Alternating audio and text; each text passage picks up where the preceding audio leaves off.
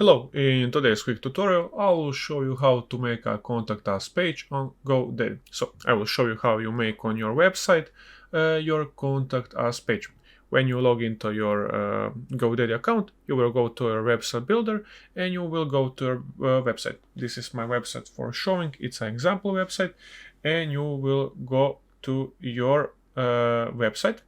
And you will click here on the site navigation and you will click here on the add page site on the plus.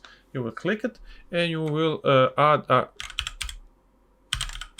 us page. You will click show navigation. This is the navigation. If you want it to be up here, you can click the checkbox that it can be shown in a footer. I will click it and you can make it a private page. I don't want to make it a private page because I want people to see it.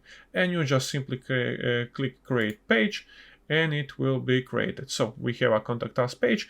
Of course, you can add sections in here, you can add pictures, you can edit it how you want it and how you place it. So guys, I hope you enjoyed this quick tutorial how to make a contact us page on GoDaddy. If you enjoyed this tutorial, please leave a like and subscribe. If you have any questions, you can ask in the comments or visit our channel for more tutorials. So guys, I hope you enjoyed and see you in the next one. Bye!